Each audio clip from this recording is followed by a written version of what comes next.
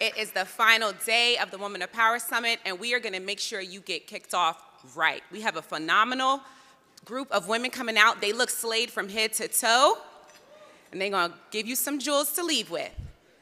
I am elated to join the sisterhood here at the Women of Power Summit.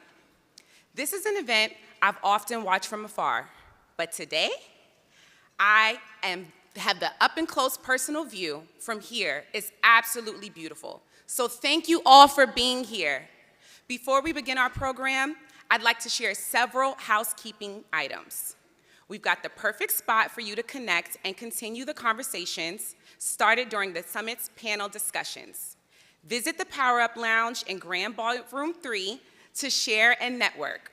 While you're there, make time to make connections and join dynamic networking conversations. Today's discussion topic, lessons from the pandemic. You have noticed that each time you tweet using the hashtag BEWPS, the Women of Power Summit symbol, we call her Viv, appears. Thank you to our sponsor, Twitter, for showcasing Viv. Be sure to keep your appointments for your one-on-one financial coaching sessions hosted by Morgan Stanley and Van Gogh, and one-on-one executive career coaching sessions in the Gouging Room. As a woman of color, you're the rock for so many in your life. Prudential invites you to step out of your day-to-day routine and have a little fun. Show off your star power and enter to win 2 theater tickets. Be sure to visit their booth in the Sponsor Expo. United Health Group invites you to visit their booth and make time for a bit of self-care in their wellness zone. Today's Power Lunch features yet another insightful, dynamic conversations that count. Take a lesson, guiding principles of successful women leaders in the modern age, hosted by McDonald's. At lunch, we invite you to take a lesson from Peggy Alford, the EVP in Global Sales at PayPal, and 2 of the compelling subjects from former Women of Power Chief Brand Officer Caroline Clark's book, Take a Lesson. Now, let's get to our program. We have a dynamic Conversations That Count in store for you this morning, and we thank our friends at Goldman Sachs for making it happen. Let's take a look.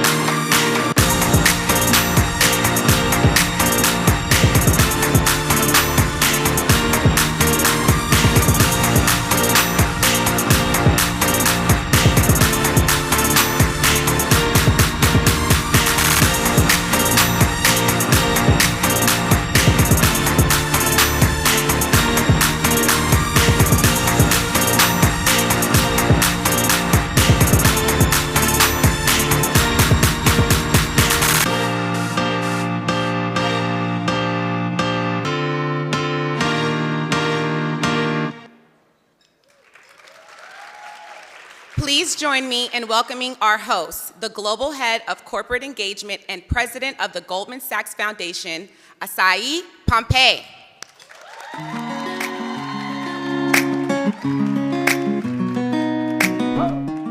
Hi, everyone. Good morning. It is so wonderful to look out and see you all. I've seen that video so many times, but it gets me every single time. Because here's the thing. We are no longer accepting the things we cannot change. We are changing the things we can no longer accept. So yes, invest in Black women, or rather, fail to invest in Black women at your peril. I come in peace, but I mean business. We're Goldman Sachs, and we know a thing or two about a smart investment. And Black women are a smart investment, period. Our research estimates that reducing the earnings gap for Black women has the potential, and get this because I'm going to throw some big numbers out there, to create up to 1.7 million jobs, to increase annual US GDP by up to $450 billion. And this harkens back to what Sherilyn said before, which is us taking our rightful place in what we deliver for this country. So I'll be brief. You know, people forget facts, but they remember stories. And it was May 22nd, 1962, that Malcolm X delivered that famous speech in Los Angeles, where he said that the most neglected person in America is the Black woman. Now, 60 years later, his words still ring true. 1 year ago, Goldman Sachs launched 1 Million Black Women. Simply put, it is the largest commitment ever in the history of this country, specifically focused on Black women. $10 billion in debt and equity investment, coupled with $100 million in philanthropic capital to positively impact the lives, and I like to say of at least 1 million Black women and girls over the next decade. Our impact thesis is to travel along the arc of a Black woman's life and to make key investments, whether it's providing tutors for her schooling, educators for her maternal health, or financial advisors for her small business. I can tell you this is personal for me. I've been at Goldman Sachs for 16 years, and as a Black woman, it's fair to say that I'm obsessed with 1 million Black women. Many of the program's architects, builders, partners are here with me today, and I want to do a big shout out to all of you.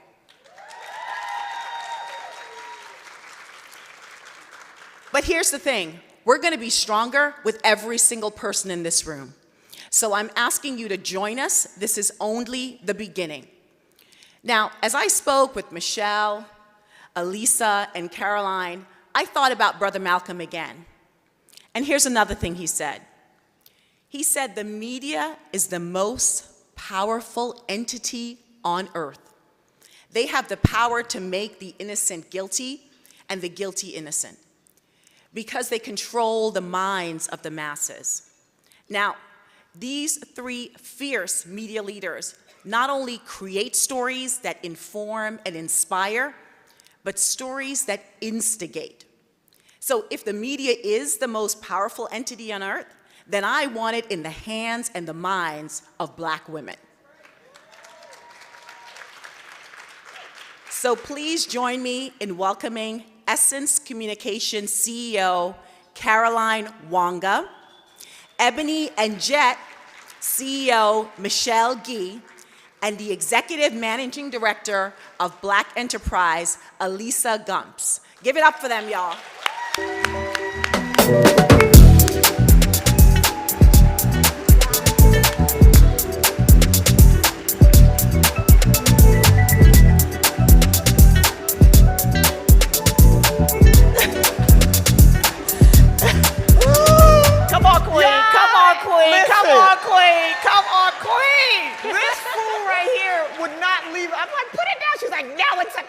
Yes, and I'm her, yes, I'm yes. not playing with we Michelle all work today. for Caroline. Come on now. Y'all get your sister.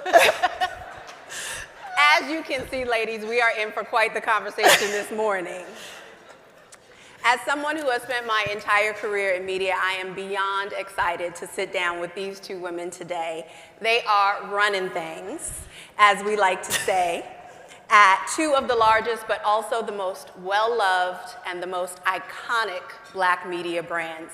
I'm so proud we have these women at the helm.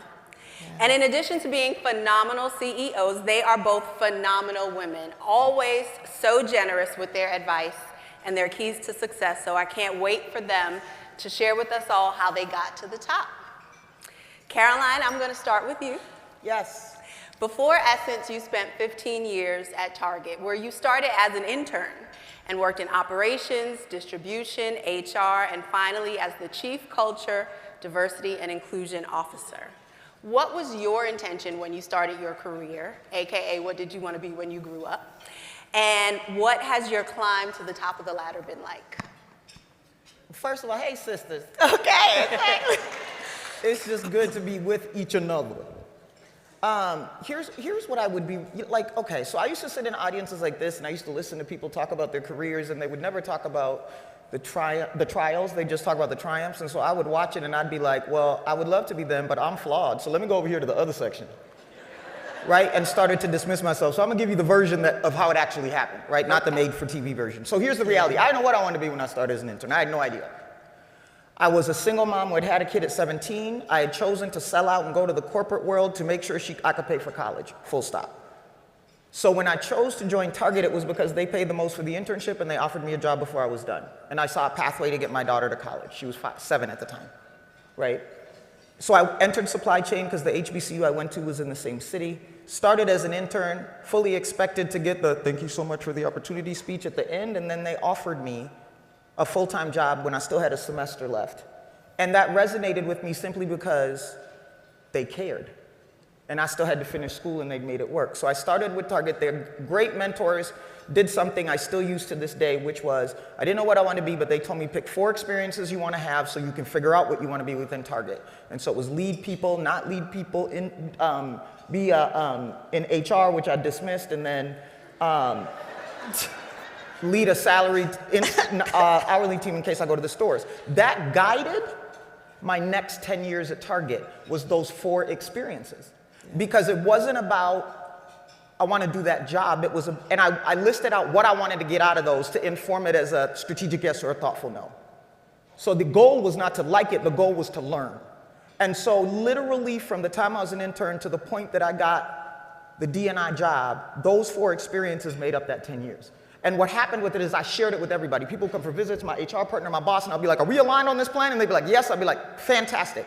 It literally was in a document, and at the top was just a question mark. So I get to the end of my experiences, and I'm like, you said you would know what you want to do, woman?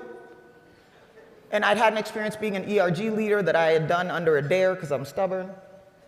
And out of that, learned about the Office of D&I and decided that that was the area that was closest to nonprofit and corporate, maybe had a soul there. So if I'm going to serve my time here in corporate, I'm going to go over there. And so I built another map that just said, here's the experiences I have to be ready for that, showed it to the same group of people. That's what defined my career in HR, because then I supported groups that were involved in diversity and inclusion across the organization, marketing, And then they called me when I was supposed to go to California to do a merger and acquisition and said, we have a D&I job, do you want it? And I was like, but that was on 2018, because I'd promoted myself over the course of this time. And I had promoted myself to say, when I wrote this map in 2014, that by July 2018, I'd be the VP of D&I at Target, and if they weren't going to give it to me, I was going to give myself to somebody else. And so I passed that around. A year later, I got a call to take the job, and I had to suck my words up, because that was 2014, not 2018. And that's how I ended up in the job and did that for 5 years. So what I would tell you is, my career is focused on strategic yeses and thoughtful nos. It's not focused on nos and yeses. Yeah. And so experiences were intended to inform, but I still got the seat and the power on how to decide, and then I used my relationship capital to bring it to life. Thank you. You're welcome. Yeah. Yeah. Michelle, unlike Caroline, you've spent most of your career in the media industry. You worked in sales for the Weather Channel, A&E, the History Channel, CNN. And ooh, I'm tired. Listen, there ain't no waste time. And of course, you spent 6 years at BET, where you were instrumental in the rebranding of BET Her. So what did you envision for yourself at the start of your career, and what has your journey to the C-suite been like? Yo, listen, I was going to be a fashion model. I was going to be walking in Europe until they told me I need to stop eating pizza and donuts. But you're cute, though. You're cute. Anyway, This one here, I can't take it. Okay, so it's very obvious. This is my sister. She's the smart one. I'm pure hustle, right? And I don't know if y'all out there hustling like me, but there are two things that I think define my journey. At 12 years old, I worked in my dad's restaurant in Oakland, California. Any Bay Area in the house? Yo, we gotta show up better. We in Vegas, no Bay Area in the house. What's happening right now? Okay, yeah. They on their way. They on their way. They late, right? And what I watched my dad do, and I told this story, is greet every single person by their name. He knew their birthday. He knew their order. He'd yell back to my grandmother. And I'd watch him understand how to move and deal with and really look at people. And it is the number one quality that God has blessed me with. I can look at people. I try and listen to their stories. I take phone calls from like I just got scolded yesterday from my boss. You can't be on the phone with everybody. But it really is important to me that I do that. And the other thing that God has truly blessed me with is with the power of telling a narrative, a story, to look at a room, to have self-awareness and be able to get what I want out of that situation. So I would tell you this, culture eats strategy. So if y'all strategizing and putting your stories together and you're gonna work and do this and do that, and you're looking at your corporation based on what they tell you they're doing, but not at your direct manager and how they're moving, you're not gonna win. Because your direct manager builds the culture in the room you walk in every single day. And you gotta work that person. You gotta get past that person. You gotta build your strategy for that person. And I learned some hard lessons because I spent 12 years at 3 companies with the same job title, and I was good. I met every goal. I sold $1 billion in revenue, and I could not get promoted because I didn't understand the game. And if you're gonna be in corporate America, it's a game, sis. It is. It's a game. And we are built to win. Trust me when I tell you, but we got to understand the rules. And so I believe those are the two things that really, understanding people, the ability to tell a story, to understand and sum up a room and build my strategy based on the situation that I'm facing right there to get what I want. You both just shared some of the things that have worked for you to get you here, but as Caroline said, we want this to be a real talk conversation for the women. So can you talk about some of the things that you realized along the way weren't really working for you, they weren't serving you well, and maybe you had to course correct? Or leave. Or leave? For both of you, yes. You go first. You go first. So listen, you know, I am a little girl from Oakland, California. Anybody who knows me knows that I just show up how I am. And that doesn't work for every environment. I'm gonna tell the truth. I'm gonna be candid. I'm going to bring things to the table that I think are gonna make the company better. Everyone knows I said it 5 million times. My last job, praise God, I got fired from, because I got fired into becoming the greatest job, to becoming the CEO of this amazing brand. And I think God needed to show me that he had something else for me, and I wasn't listening clearly. So he's like, okay, well, let me let you lose your job. But even in that point, I was in a very white environment, and this white company wants to say the word culture all the time, and it was so irritating because because culture is not sports and food and clothing. It's the people that build those things, and you can't take the end result and not give the people creating it the credit. And so I would say that, you know, I probably showed up and showed out, and it may not have served me well. So, you know, I go back to my original statement that you have to, you know, understand the environment you're in if you want to get things done and know when to leave.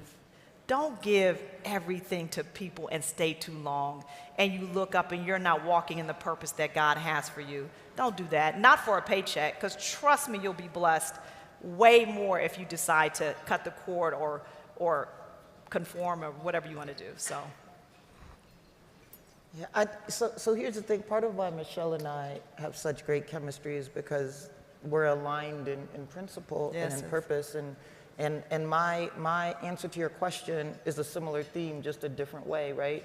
Which is cardigans. And what the heck do you mean, Caroline, cardigans? Yes, those cardigans that you buy from New York and Company that have buttons right here, that's what wasn't working for me. What do I mean by that? So, you remember Angela Bassett and Waiting to Exhale when she put all that stuff outside? It was like, woof! Like, That's what I did to the cardigans, but let me tell you why. So, and I really thought I was in the movie. There was no mountains or anything. But anyway, so here's the reality, right? I told you that I became an adult, I became a mom before I became a legal adult. Which means the definition of my young adult years was based on being a mom. And because I was a non-traditional timing mom, people started to renegotiate my potential for me without my permission. And so what started to happen, and that was out of love, by the way. It was actually out of love.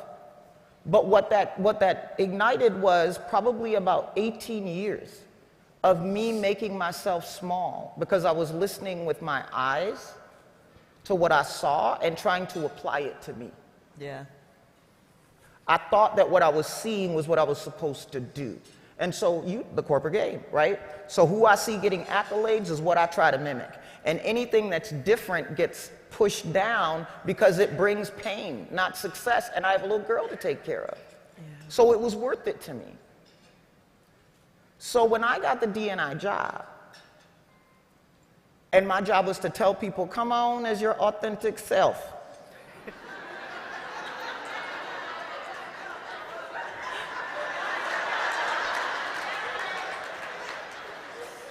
I was like, so Caroline, you've wanted locks. You ain't done it. You don't even know who told you you can't have them. You don't like cardigans, and you own more of them than anything else. You don't like your hair. You feel uncomfortable. You spend 60% of your energy worrying about what people are thinking about you versus thinking about what you're supposed to be doing at work. And so for me, it was a fearful surrender, a terrifying surrender that came with 30 days in the job, worried I'd get discovered, that this isn't who I really am, because now my job is to tell them to bring themselves. So you know what micro braids are. This is the first time I can tell the story without having to explain that.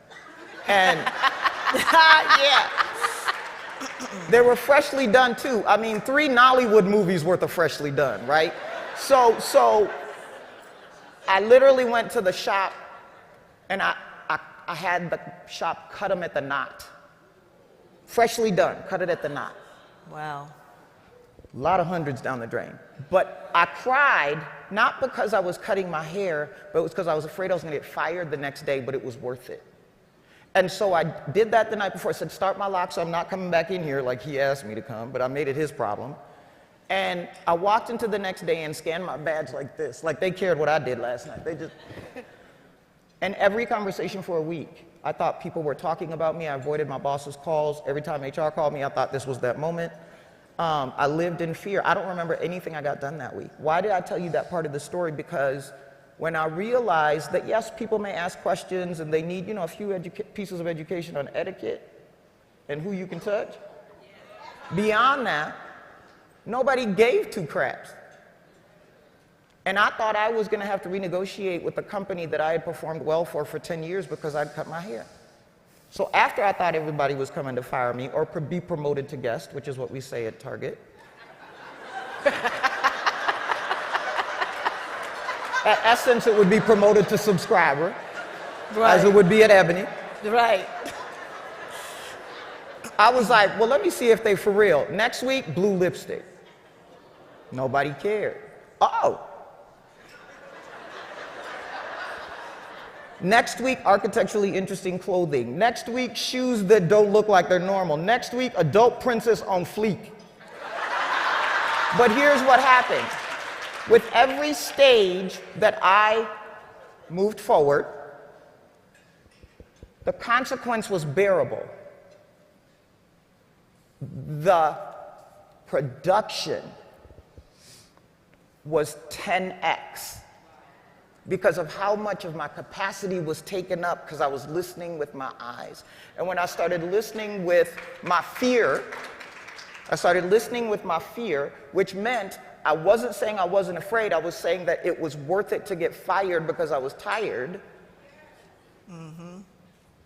All of a sudden, my performance becomes even better than it was, and I was damn good at what I did. Right. Just like my sister. And for the first time, I actually committed to it and got rid of the side of my closet that didn't reflect who I was that I had worn. I burned red and khaki, I burned cardigans, I did all of that, but what the cardigans represented was something that works for everybody and some people like them, but something that I had used to chain myself to what I thought other people needed to do. So what I realized wasn't working for me was cardigan. I can't imagine you in a cardigan. Me either. There were several embarrassing moments because of my physicality too. You know I'm gonna send her a dope cardigan that she can't say no to though, right? I'm gonna find it. Because that's what sisters do. I'm gonna find it. It might have Louis Vuitton. I don't know. It's gonna have something on it that's good. Which one? A cardigan. I'm gonna find you one that you're gonna like. You know what? And this is, you know what friends do for one another? We love them anyhow. Exactly. Michelle, you've written 3 books: Strategic, Life and Career Winning Strategies for Women, Strategic 2.0, Her Plan, Her Power, Her Purpose, and Success on Your Own Terms, The Essential Guide. Yeah. Can you describe for us your work philosophy? What is that? What do those two have to do? Anyway, well, listen, the books I wrote are okay. But what I noticed is that like people who had an opportunity to sit on a panel like this were either a CEO, or they didn't look like us, or they had written a book. And I was like, I know I can write a book. The other thing that the book did for me, it made me visible, right? Because I had walked in so many hallways and been invisible and not invited to places. I said, and I told you I'm a hustler. I said, if I write this book, they gotta see me. They gotta hear my voice. I'm gonna sell it from my trunk like Master P. I sold 8,000 copies of that book. I don't even care if anybody did. There's some good stuff in the books. But Butch talked about it yesterday. Every single person in this room better have a side hustle. Because if you don't, you're gonna be tied to a situation, a cardigan. I love that analogy, that you don't have to be. It tested the market. It allowed me to have a voice. It made me seen. It got me invited into rooms where I would not normally have been invited, because it says something to a very narrow marketplace that you're bigger than you are. And it was my sales tactic, and it worked extremely well. And so that is why I wrote that book. So my work ethic is this. People, I saw someone yesterday, they're like, yo, I remember you at that last conference, you had your computer out, you wrote that book sitting at that conference. Y'all don't do that, okay? Pay attention. Yeah. Listen with your ears. Right, exactly. But I know how valuable time is, and I know how often black women give time to people and things that are undeserving. Yeah. And so I wanted to take some time back to those people and those things. Oftentimes it was social media. Definitely it wasn't Black Enterprise, Essence, or Ebony. So y'all better be on our newsletter list, both of ours, okay? All 3 of ours. Right, because I said Black Enterprise also, all 3 of ours, I'm sorry, on our newsletter. All black media. No, exactly, because we're a family, right? Not Tatavio, though. No, I'm joking. Yeah, you love Tatavio, I revolt. Till Tatavio come here, don't do Tatavio. Yeah, exactly. Tell him we said it. Yeah. And Morgan and Blavity, but all black media, right? Because people are like, how can we support you? How can we do this? And then you not even sign up for our newsletter, and you're like, well, anyway, that's a whole nother, you didn't ask me that question. So my work ethic is this, and I just want to read this really quickly, because work ethic can't be anything unless your day starts with an accomplishment. So I want every woman in here to wash the dishes, make your bed up, but you leave your house clean because you've had one accomplishment that day. When the world hit you in the face, I said I did something today. The other thing that I do, I start with this affirmation every morning. When I stand before God at the end of my life, I would hope that I would not have a single bit of talent left, and I could say, God, I used everything that you gave me. Every morning I read this to myself. That is how I'm successful. That is how I grind. That is how I work. I start my day, I affirm myself, and then I get busy. Now there's a whole bunch of other things, but if you start your day in a meaningful way, not succumb to your family and the marketplace and emails, your day will go as your day starts. Amen. Yes.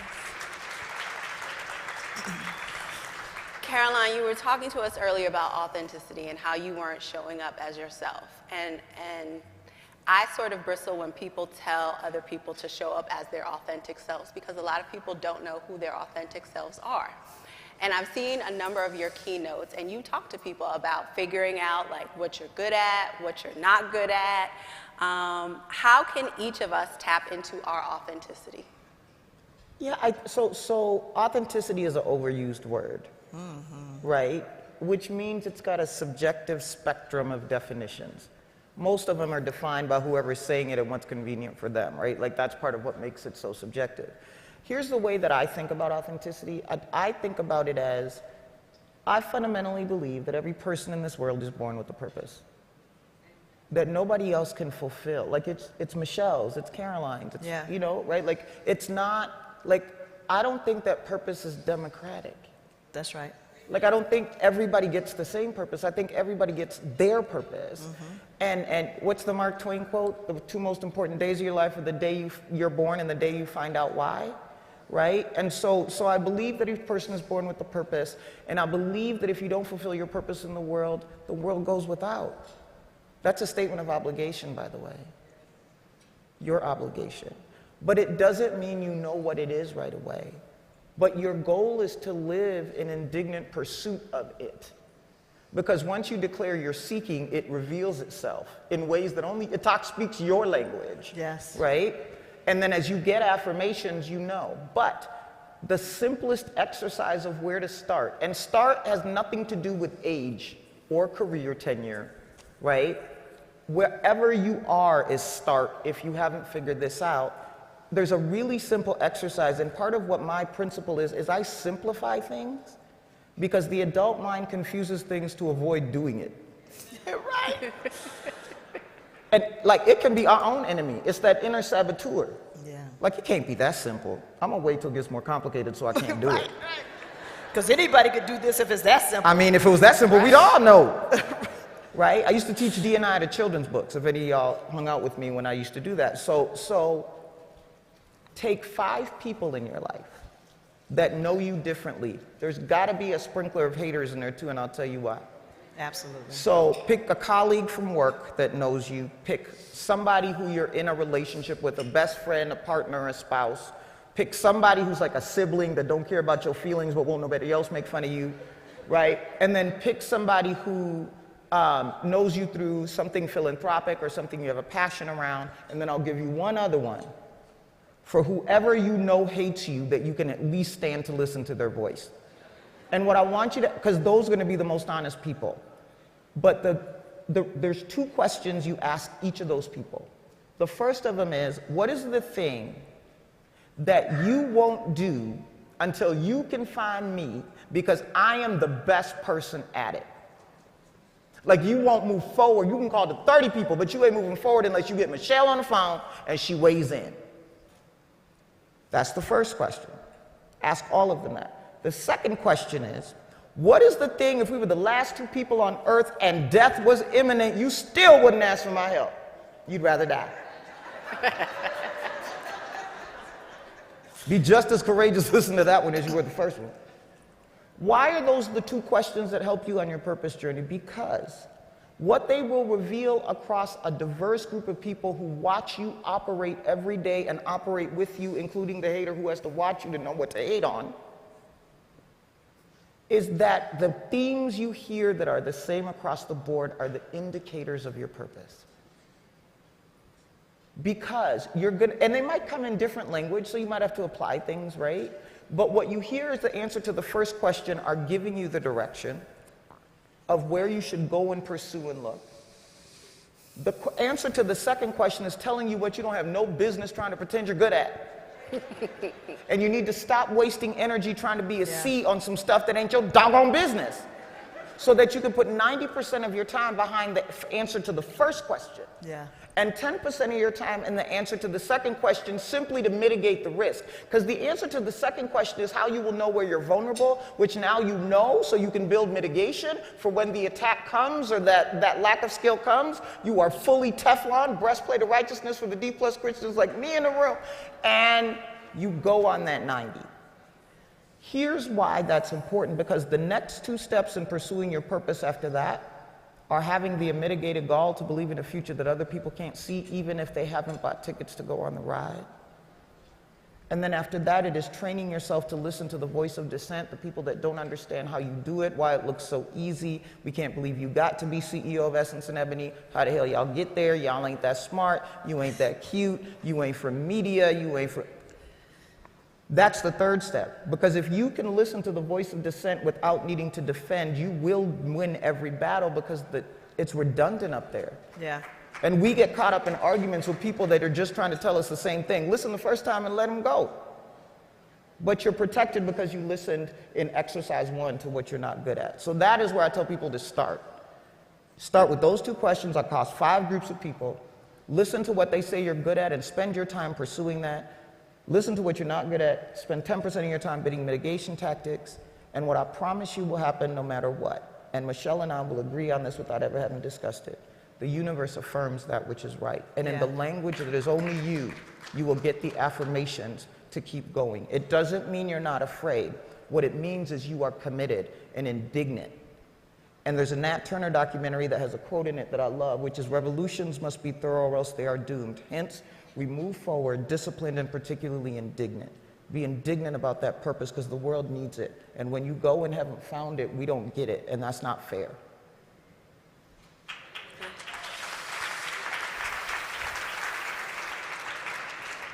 Both of you took the helm at a time of transition. Caroline, you were brought in as the Chief Growth Officer at Essence before assuming the role of interim CEO that same month when the previous CEO stepped down. And Michelle, you were named CEO a month after Ebony and Jet were purchased out of bankruptcy. What did you both learn from that experience that you can share with the women out there?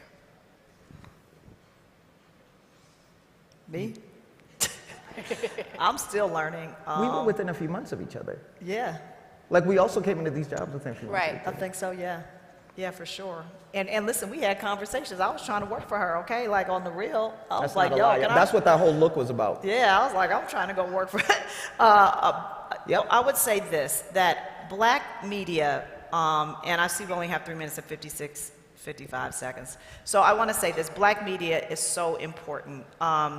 And to be at the helm of that, to me, means more than celebrity. It means more than covers. It means more than advertising dollars. It really means to look around this room, and if the lights were up, I would say that there is no way for you to get ahead in your career if nobody's telling your story. If nobody's shining a light on you, if nobody's writing that article, if there is no publicity around you, if we're not putting pressure on the marketplace to say, y'all are dope. So if y'all haven't sent us an email to feature you and your amazingness, shame on you. Because I get calls from people all the time. They're like, yo, I got this business. Can you do this? I was like, I connect. I know my editorial team. But that's the point, and that is the power of this role, is to help y'all, to help you come from the shadows, to tell your story. I had never met Asahi. And how is that possible? She's doing amazing things. I'm walking and meeting amazing women with big titles, and you guys are not getting the love that you want. And so I say the reason that I flew here today was because Butch told me to be here, and I do what he says. But the other reason is because I wanted to tell you that I'm open for business at Ebony to help tell your story. To help tell your story. And I can guarantee you that unless we do that, y'all are gonna be climbing heels, wearing cardigans, not getting what you deserve. Not getting what you deserve. And so I could talk about how my job and how I'm building it and all these things, but I wanted you to know that I was here and I was purposeful. And I hope that you're purposeful too, because you're not going to remember anything you said, but you will remember if Essence or Ebony runs that article on you that you can share with your team to show how amazing you are when no one else will listen. Yeah, true. And Black Enterprise. And Black Enterprise. Caroline, is there anything that you can share about what you learned taking over in a time of transition? Because a lot of times Black women in corporate America say they only get a shot when stuff is messed up and they need to step in and fix it. Well, black people messed up too, and that's when I transitioned in. I'm leaning in because If you don't know the story, we had employee activism, is what I call it, right, in the corporate world, where there were people who had worked for Essence didn't work for Essence, that stayed anonymous, that started a campaign on social media highlighting workplace culture issues and particularly targeting leaders and some of the ownership of the company with statements that they tagged talent in, they tagged corporate partners in, with demand letters or demands about certain people being fired or else they were going to reveal more information. Here's what you need to know. That happened the day before my first day in the job. Had it happened 2 weeks earlier, I would be right up here with a bullseye on my forehead. Facts. I wouldn't have come. Would you? Right.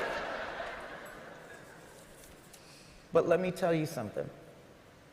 Two things are true about that, and it piggybacks off what Michelle said, which is, first of all, everything I had done in my career was exactly what was needed in that moment.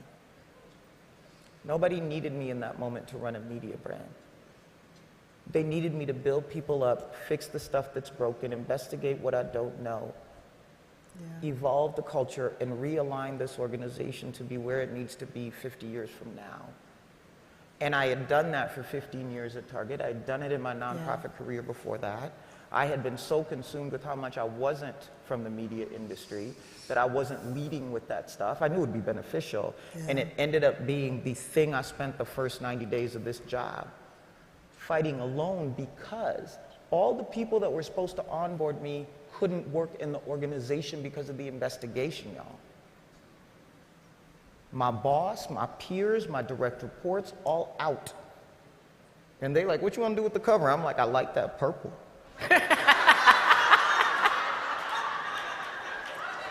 But here's the blessing.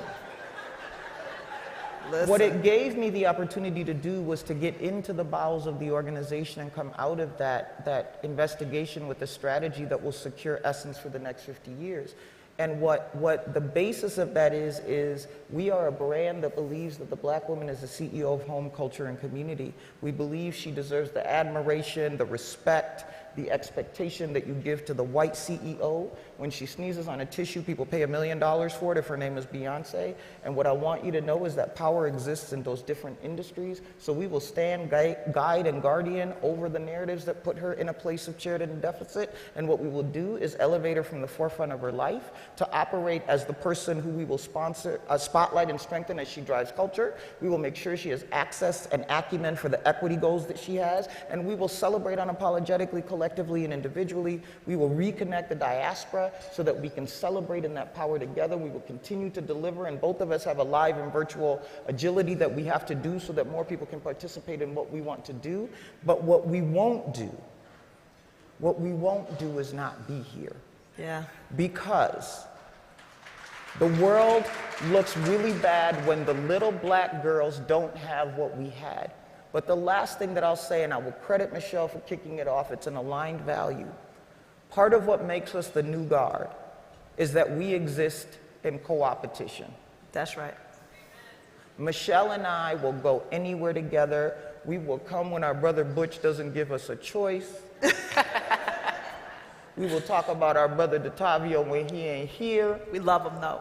We will hype our sister Morgan for what she's doing with Blavity. That's right. The Black media universe is impenetrable. So while we each have a mission in the world, this is not a zero-sum game. We are not in competition. That's we right. are a collective unit that will make sure that Black culture has its right place in the world. And what becomes of most criticality, is that people start to understand. And I have a friend at Target that used to use this that I'll close with. It's a circle big enough for us all in service of what together brings us. It's a circle big enough for us all in service of what together brings us, not what brings us together, what together brings us. So mark my words and tell a friend. There is no barrier, beef, competition, fight across these two and our brothers and sisters that ain't here. That's right. We are one unit. You talk about one of us, we'll tell on you. You talk about my friend, I'm telling her. I'm just telling you right now. Oh, I'm gonna fight you first, and then I'm gonna call and say After I I fight you. Like what? So that is, I think, what's more, like I've told you about Esther, she's told you about Ebony. I think what's really important is we are a collective that is going to operate as a collective to stand up against the narrative that we can't all coexist and thrive. That's created by those that just want to write one black check. Yeah, no. The revolution must be financed. Yes, yes it must. Amen. Amen. We have time for a couple questions. And if you wear cardigans, you look beautiful. Yes. Amazing. Because it's cold in Amazing. here, so we understand. It is. Show us what you're working with. Do we have any questions out there? There's a young lady. Go ahead.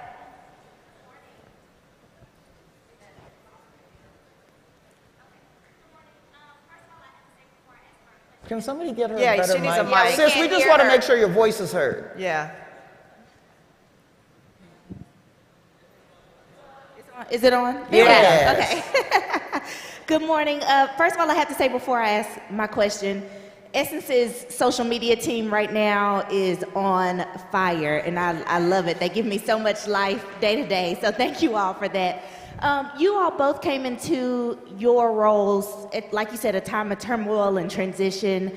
What did that buy-in look like from your team level and from leadership level to say, we need to walk away kind of from what we've been doing, things are changing, we need to modernize and also, you know, head into a more digital refreshed direction? Well, first of all, you need to be following Ebony on Instagram. You set yourself up. I wasn't going to say nothing about it. LinkedIn. I was like, ooh, she about to get Okay. I'm doing both. I'm doing both. Come on, sis.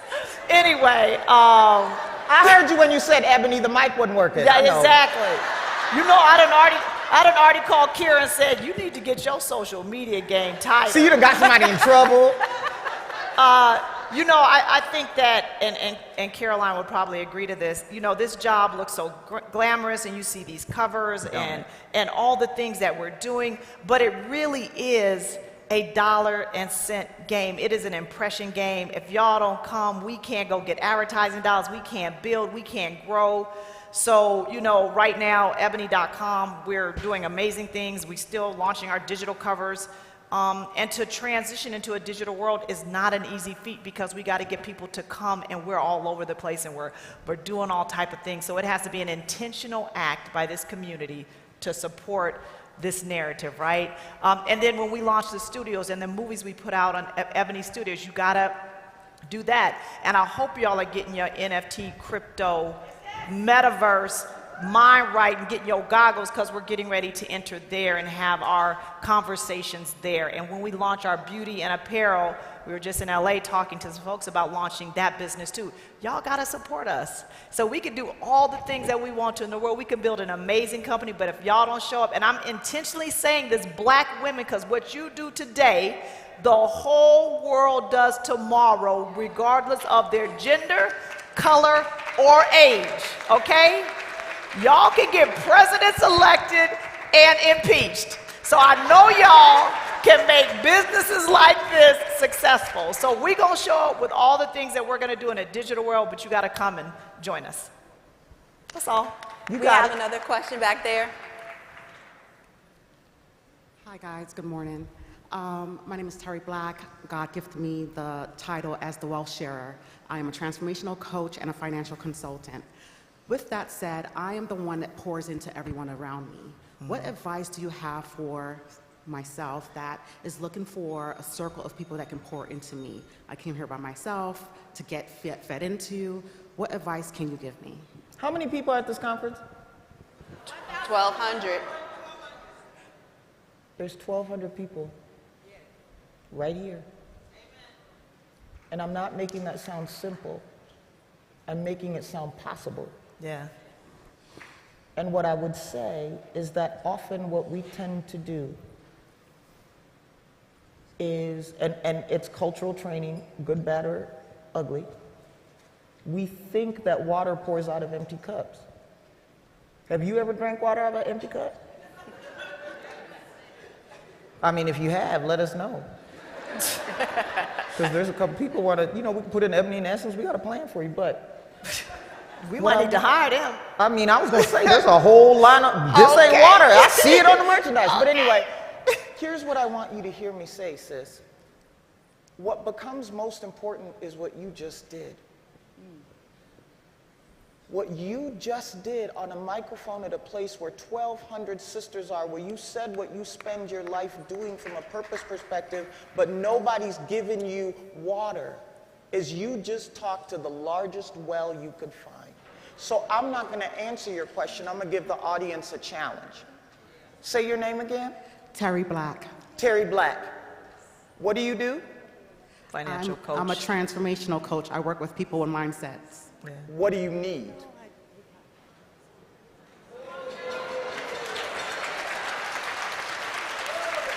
I'm not leaving the stage till you answer that question honestly. I need people who are faithful to God. And I To need do people what? To pour into me and to give me support. Raise your hand if that's something you can do for Terry as soon as this is over. Raise your hand. Please raise your hand. Yeah. Terry, there go your first round.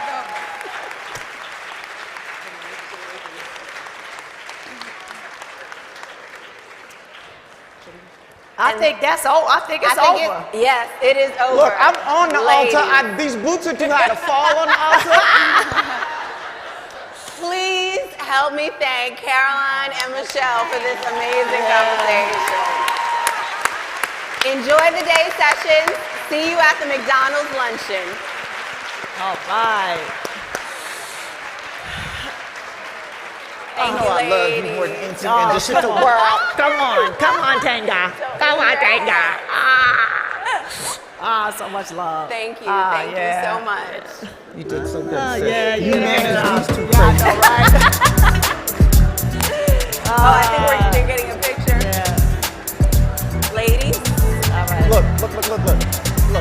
They're all right there. Okay. No, I love it.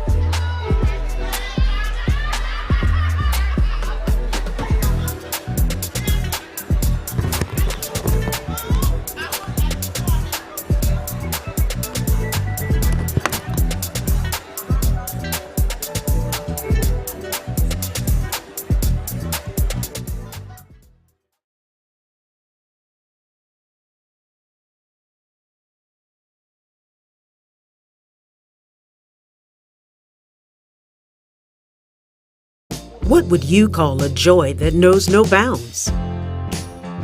That is as solemn as it is sweet, with an outpouring of soul that connects us. Joy in resilience, joy in creativity, joy in happiness, joy in strength. What would you call a joy that knows no bounds? A joy supreme. AARP celebrates Black joy Visit us at aarp.org/black community.